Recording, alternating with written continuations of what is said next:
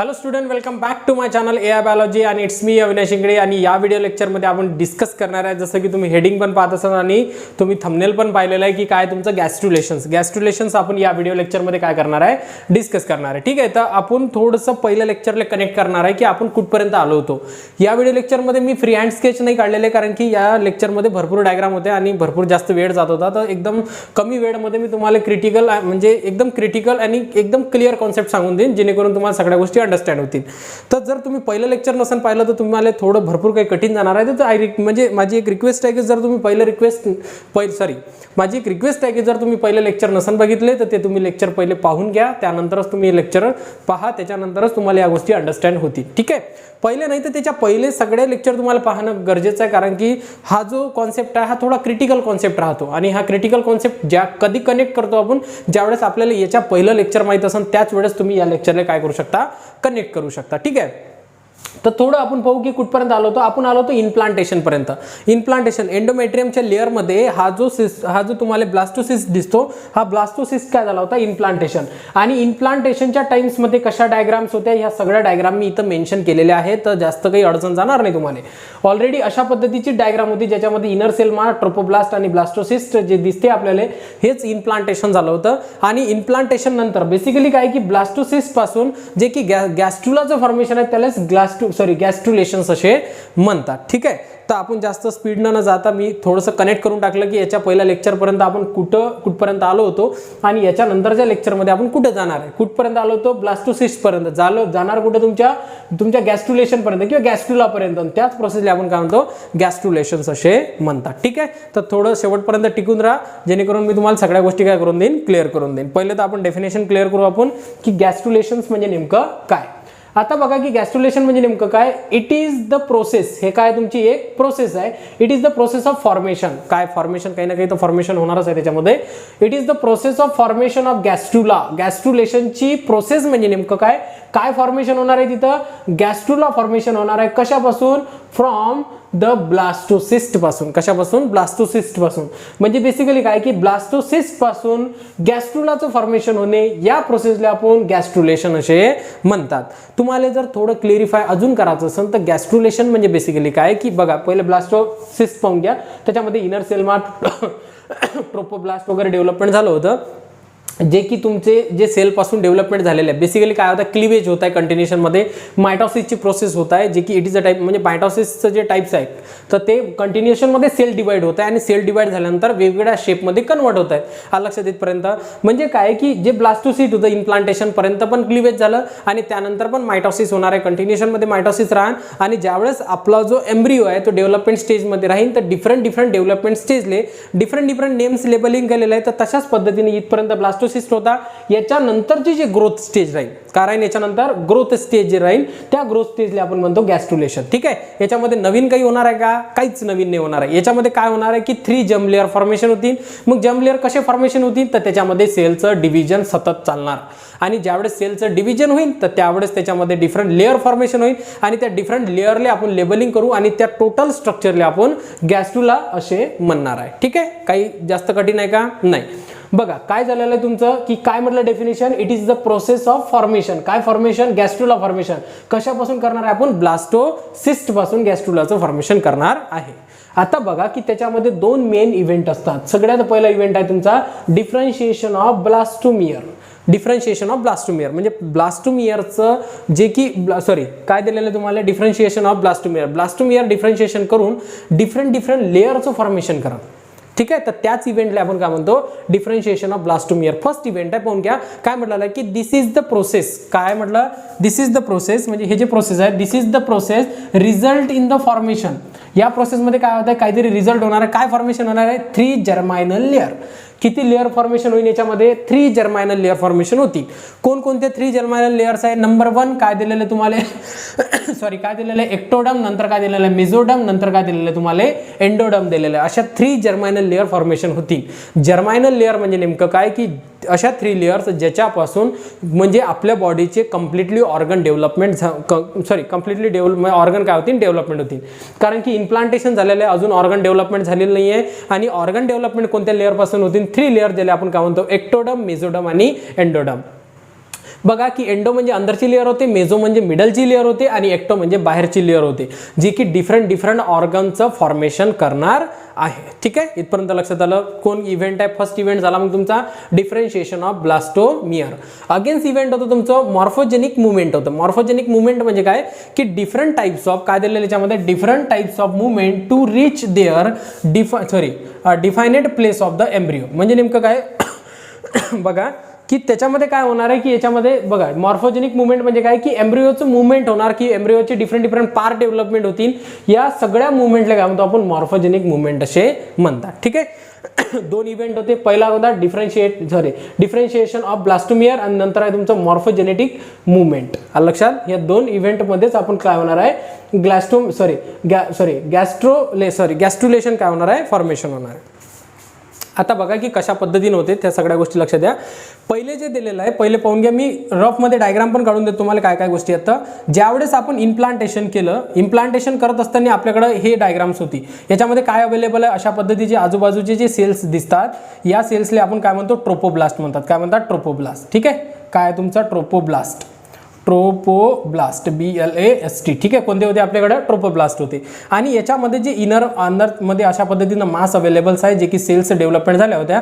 याला काय म्हटलं होतं आपण इनर सेल मास म्हटलं होतं. काय म्हटलं होतं इनर सेल्स मास. इकडल्या साईडने काढतो मी काय तुमचं इनर सेल मास होतं. आणि हे जे इनर सेल्स मास आहे या इनर सेल मास पासूनच म्हणजे बेसिकली काय की इनर सेल मास त्यानंतर काय ब्लास्टोसिस आणि ह्या इनर सेल मासच्या डायरेक्शननं आपण इम्प्लांटेशन केलं आणि हे स्ट्रक्चर आहे तुमचं ब्लास्टोसिसचं स्ट्रक्चर आहे. ठीक आहे, आता बघा की काय होते काय याच्यासमोर काय झालं की इम्प्लांटेशन झालं आणि इम्प्लांटेशन झाल्यानंतर ठीक आहे इम्प्लांटेशन झालं आणि इम्प्लांटेशन झाल्यानंतर काय होते की या सेलमध्ये डिफरन्शिएटेड होते. डिफरन्शिएशन करणे म्हणजे नेमकं काय की हा जो इनर सेल मास आहे या इनर सेल मास दोन भागामध्ये डिवाइड झालेला आहे. दोन याच्यामध्ये बघा हे जे दिसते तुम्हाला स्ट्रक्चर अशा पद्धतीने राऊंडचं आणि याच्या अंदरमध्ये काय प्रेझेंट आहे इनर सेल मास प्रेझेंट आहे.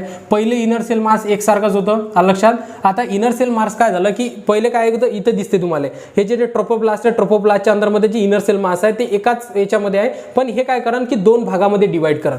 बघा हा रेड कलरचा एक भाग दिसतो तुम्हाला आणि वरचा एक भाग दिसतो लक्षात इथपर्यंत.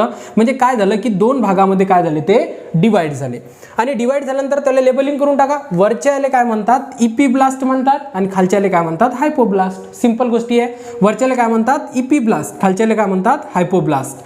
आणि त्याच्यानंतर काय आहे की याच्या अंदरमध्ये काय आहे की हे सायटोट्रोपोब्लास्ट आहेत. हे जे दिसतात तुम्हाला हे ट्रोपोब्लास्ट पासूनच बनलेले एक आहे सायटोट्रोपोब्लास्ट आणि याच्यामध्ये अशा पद्धतीनं फ्री न्यूक्लियस ऑलरेडी म्हणजे अशा पद्धतीने स्ट्रक्चर डेव्हलपमेंट झालेलं आहे आणि याच्यामध्ये काय प्रेझेंट आहे फ्री न्यूक्लियस म्हणून याला काय म्हणतात सिन्सायटिक ट्रोपोब्लास्ट. काय म्हणतात सिन्सायटिक ट्रोपोब्लास्ट म्हणतात. काय म्हणतात सिन्सायटिक ट्रोपोब्लास्ट.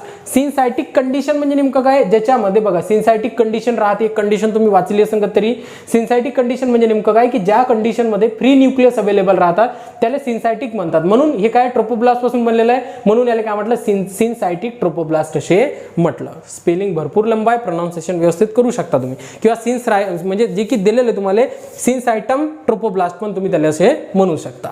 आता बघा की इथपर्यंत लक्षात आलं काय झालं या इव्हेंटमध्ये फक्त काय की जो इनर सेल मास आहे तो दोन भागामध्ये डिवाइड झाला आणि बाकीच्या लेअर काय झाल्या फॉर्मेशन झाल्या. त्यानंतर बघा की काय दिलेलं आहे की हे जे लेयर्स आहे आता इथं डायग्राम काढून दाखवतो मी तुम्हाला. हा जो ट्रोपोब्लास्ट आहे इथं काढू आपण अशा पद्धतीनं. याच्या अंदरमध्ये दोन लेयर्स होत्या जे की डिफरन्शिएट म्हणजे दोन भागामध्ये डिवाइड झाल्या होत्या. एक तुमचा इपीब्लास्ट आणि हायपोब्लास्ट.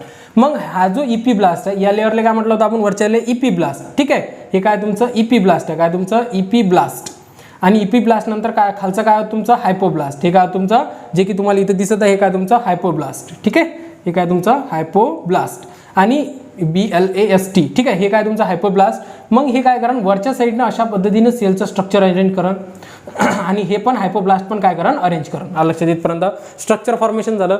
हे काय झालं इपीब्लास्ट हायपोब्लास्ट. पण बघा की हे जे इपीब्लास्ट आहे हायपोब्लास्ट आहे याच्या वरचे जे राहतात त्याला ॲम्निओनिक म्हणतात. काय म्हणतात ॲम्निओनिक. ठीक आहे, ॲम्निऑन्स आहे. हे काय प्रेझेंट आहे वरच्याला काय म्हणतात ॲम्निऑन्स. खालचे काय तुमची इपीब्लास्ट आहे वरचे काय झाले ॲम्निऑन. लक्षात आणि त्यानंतर बघा की हायपोब्लास्ट आहे त्याच्या खालचं काय झालं ते यॉर्क सॅक. आता मी तुम्हाला सांगतो जे की ॲम्निऑन डेव्हलपमेंट झालं याच्या मधामध्ये खाली जागा प्रेझेंट आहे, खाली स्पेस अवेलेबल आहे, म्हणून याला काय म्हणतात ॲम्निऑनिक कॅव्हिटी असे म्हणतात. काय म्हणतात ॲम्निऑनिक कॅव्हिटी. ठीक आहे, इथपर्यंत लक्षात आलं काय येतं. हे झालं तुमचं ॲम्निऑनिक कॅव्हिटी. आणि जे हायपोब्लास्ट आहे त्याच्या अंदरची जे कॅव्हिटी जे स्ट्रक्चर आहे त्याला काय म्हणतात यॉर्क सॅक म्हणतात. काय म्हणतात यॉर्क सॅक. ठीक आहे, इथपर्यंत लक्षात आलं. 2 लेअर सेपरेट झाल्या होत्या, त्याच्यापासून एक स्ट्रक्चर डेव्हलपमेंट झालं, त्याला ॲम्निऑन म्हटलं. त्यानंतर इपिब्लास्ट हायपोब्लास्ट माहीत होतं आणि त्याच्या मधातल्याला ॲम्निऑनिक कॅव्हिटी असे म्हटलं. आणि त्यानंतर काय यॉर्क सॅक इथं अवेलेबल आहे. आता बघा की हे जे इपिब्लास्ट आहे ना यालाच फ्युचर एम्ब्रिओ म्हणतं. एम्ब्रिओ नाही, फ्युचर ज्याच्यापासून बेबी फॉर्मेशन होईल, जे की पूर्णतः जर्म लेअरचं फॉर्मेशन पण इपिब्लास्ट पासून होईल. आणि टोटल जे स्ट्रक्चर फॉर्मेशन होईल, येणारी जनरेशन जे बेबी फॉर्मेशन होईल ते कशापासून होईल इपिब्लास्ट पासून, ना की हायपोब्लास्ट पासून. हायपोब्लास्ट पासून नाही होणार, कशापासून इपिब्लास्ट. इपिब्लास्टच काय करणार आहे 3 जर्मायनल लेअरचं फॉर्मेशन करणार आहे. अगेन्स बघा की आपण नेक्स्ट मध्ये, आणि हे जे मेन्स आहे हे गॅस्ट्रुलेशन आणि गॅस्ट्रुला आहे त्याच्यामध्ये. आता बघा काय झालेलं इथं तुम्हाला या सगळ्या गोष्टी माहिती आहे. हे वरचं जे स्ट्रक्चर होतं हे काय तुमचं ॲम्निऑनिक होतं आणि हे जे मधातलं आहे त्याला ॲम्निऑटिक कॅव्हिटी म्हणतात. आणि हे जे दिसतात तुम्ही हे काय तुमचं यॉर्क सॅक आहे. आणि यॉर्क सॅक नंतर बघा की तुमचं हे जे इपिब्लास्ट आहे, इपिब्लास्ट काय करतील, इथं मी लेबलिंग दिली नाही, हे काय तुमची जे इपिब्लास्ट आहे हे काय तुमची इपिब्लास्ट, हे इपिब्लास्ट हायपोब्लास्टच्या टिश्यूला लॉस करतील. काय करतील, हे जे इपिब्लास्ट आहे हायपोब्लास्ट हे दिसतात तुम्हाला, हायपोब्लास्टच्या टिश्यूला काय करतील लॉस करतील. आणि लॉस केल्यानंतर 3 लेअरचं फॉर्मेशन करा. किती लेअरचं फॉर्मेशन करा 3 लेअरचं.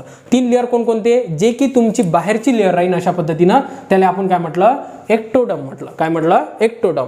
मिडलची जे लेअर राहील त्याला काय म्हटलं आपण मिझोडम.